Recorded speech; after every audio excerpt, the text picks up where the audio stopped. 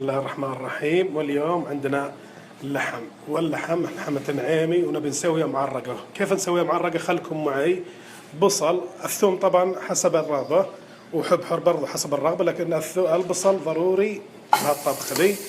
هذه معرقة تقريبا حبتين بصل كبير، وهذه اللحمة مثل تشوفون النعيمي النزلة. هذه معرقة نخليه لما يتغير لونه، لا تغير لونه نقفل عليه، لما هو فاح البلف نقصر على النار لانه خلاص يبني من نفسه يطبخ.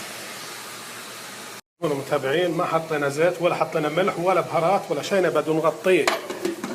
لا سمعنا البلف تش خلاص نقصر على النار. الحين شوف النار عالية، مجرد بس يتش، لا تش نقصر عليه نص ساعة بالكثير، نص ساعة، لأن الحمى صغيرة. طبعا على حسب الحمى إذا كانت كبيرة ولا صغيرة. سكرنا عليه وخلاص.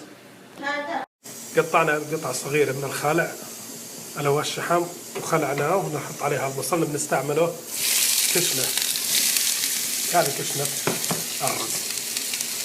الزيت طازج، يعني ما حطينا من العنب ولا شيء، هذا بنهبه بس تجون تشمون ريحة الخلع، ريحته خيال. حطيت طبعا الزبيب وحطينا بودرة الزعفران، وبعد شوي بنحط عليها الليمون الأسود. بس يطبخ الزعفران ويطبخ معه اللي هو الزبيب، ونوريكم الشكل الثاني بعد. ريحته خيال. بالحين جربوا ريحة الشحم، قصدي جربوا الشحم سووه كشنة للرز، بس للرز ترى يا جماعة. ومثل ما تشوفون المتابعين، هذا الماء اللي نزل من اللحم، اللي خلاصة اللحم. هذا المطلوب. احنا بناخذ الماء منه وننزله على الرز اللي مربص له نص ساعة، واذا كان ناقص ماء الرز برضه نزيده. وشوفوا اللذة وطعم بهالطريقة ذي. جربوه تشوفون طعمه، جربوا تشوفون الزين باللحم اللي هو معرقة اللحم. هذا ما طبيعي من اللحم نازل، ما زدنا عليه ولا شيء. هذا الماء اللي احنا طلعنا منه على ان اللحم شوي، يعني نحط عليه زيادة ماء، يعني ما حطينا الا تقريبا كاس واحد تغطى الرز خلاص. حطيت طبعا الملح عليه عشان تنتبهون، حطيت ملح.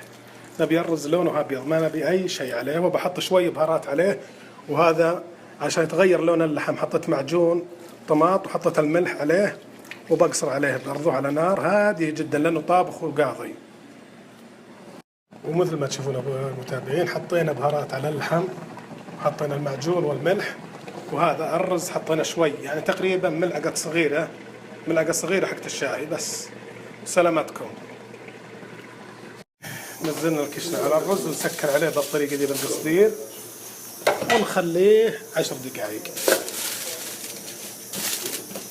10 دقائق بالضبط نكتمه. يا المتابعين، الريحة دمار، والطعم طبعا ما اكلته عشان اقول لكم، والطعم خيال. شوفوا اللمعه، طبعا كله ما استعمل الزيوت ابد. هذا من الخلع، وطبعا الحمى عقب ما شلنا الزيت او الماء حقه نزلناه على الرز وزودنا ماء الرز. وشوفوا الشكل، وشوفوا الرز الحبه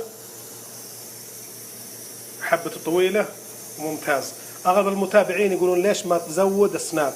انا عندي دقيق وعندي جيل بريك، الباقيين ما عندهم جيل بريك، ودي يتمتعون الباقيين بالطبخ، لذلك ما زودت. الحين زاد الوقت، الحين دقيقة، السنابة ذي دقيقة.